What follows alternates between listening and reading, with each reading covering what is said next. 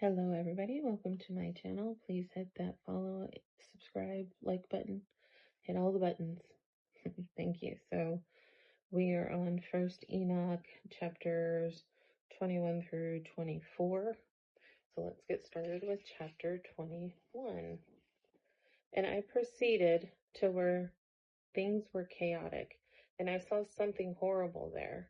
I saw neither a heaven above nor a firmly founded earth, but a chaotic and horrible place. And there I saw 7 stars of the heavens bound together in it, like great mountains burning with fire. Then I said, for what sin are they bound? And on what account have they been cast in here?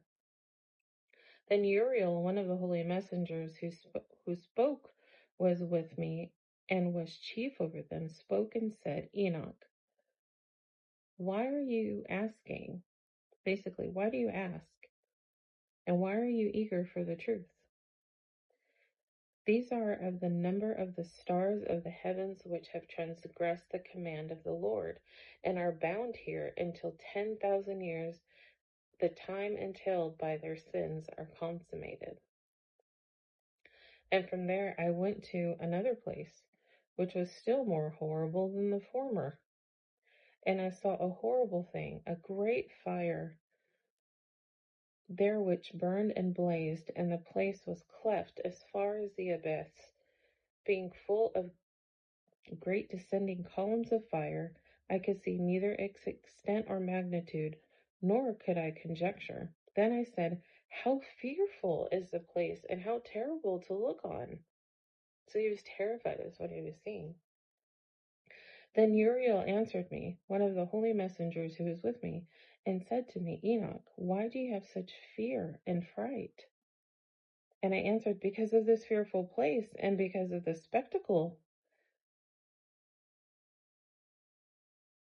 I lost my place. Because of this fearful place, and because of the spectacle of the pain. That sounds bad. And he said to me, this place is the prison of the messengers, and they will be imprisoned here forever. So there's prisons in the spiritual world where messengers are imprisoned forever. Chapter 22. And then I went to another place, the mountain of hard rock, and there, let's try that again. Chapter 22. And then I went to another place, the mountain of hard rock, and there were 4 hollow places in it, deep and wide and very smooth. Oh, how smooth the hollow places are, and deep and dark to look at. Then Raphael answered, one of the holy messengers who was with me, and said to me, these hollow places have been created for this very purpose, that the spirits of the souls of the dead should assemble therein.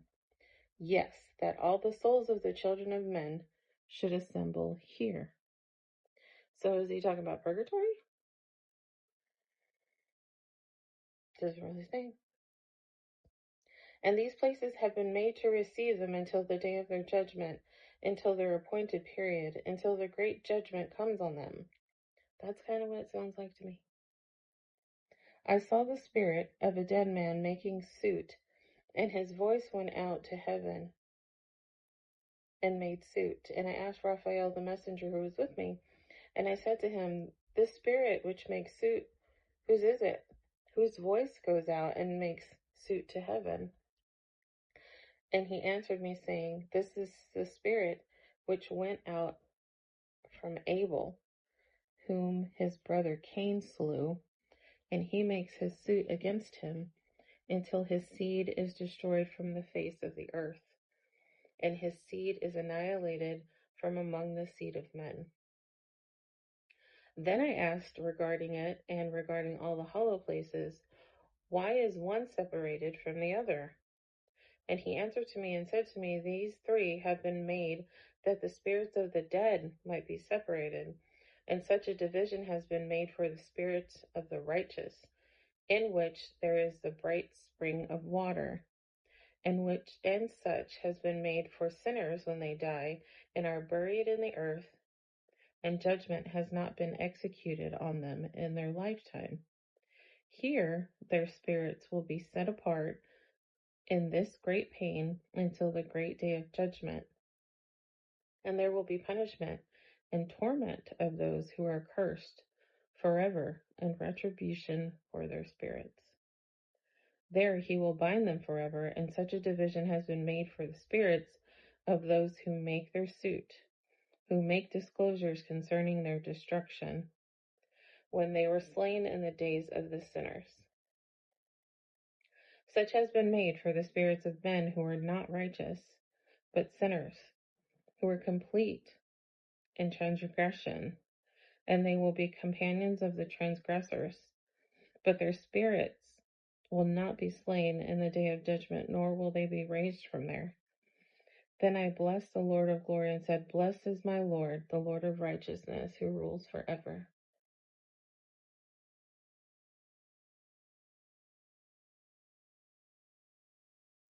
Okay, so we have two more to go here.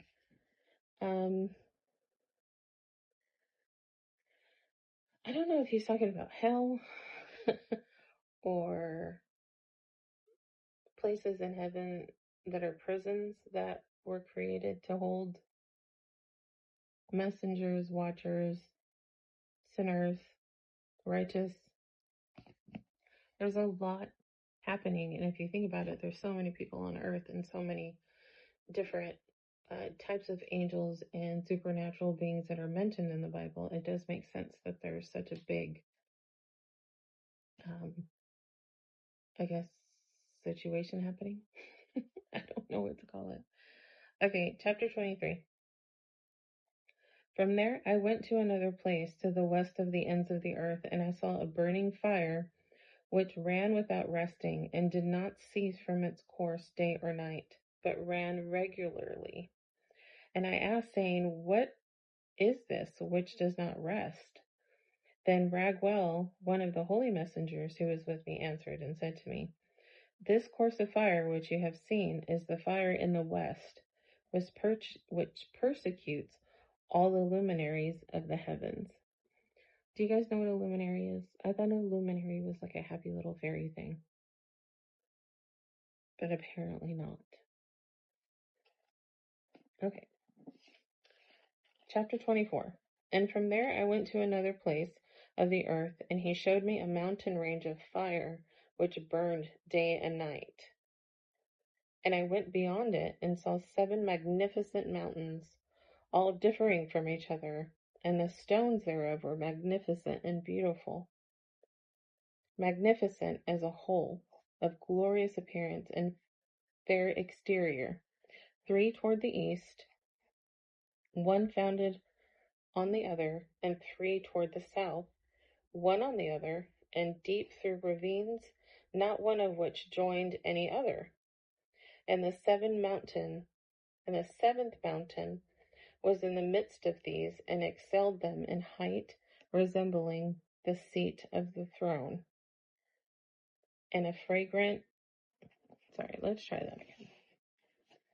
And the 7th mountain was in the midst of these, and it excelled them in height, resembling the seat of a throne, and fragrant trees encircled the throne. And among them was a tree such as I had never yet smelled, neither was any among them, nor were there others like it. It had a fragrance beyond all fragrance, and its leaves and blooms and wood do not wither forever, and its fruit is beautiful, and its fruit resembles the dates of a palm.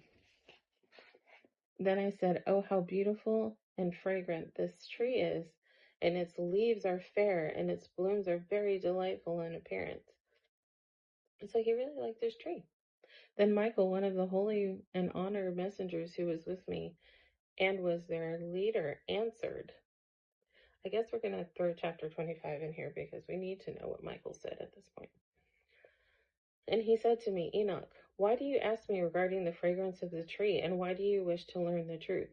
So every time Enoch asks a question, these angels are like, why do you keep asking me questions? Dude, because he's never been there before, never seen this stuff before, and don't know what's going on. Do you know if I was there, how many questions I would have? I'd be like, just expect questions because I don't know what any of this stuff is. And then he answered, I wish to know about everything, especially about this tree. And he answered, saying, This high mountain which you have seen, whose summit is like the throne of God, is his throne, where the Holy Great One, the Lord of glory, the perpetual King, will sit when he will come down to visit the earth with goodness.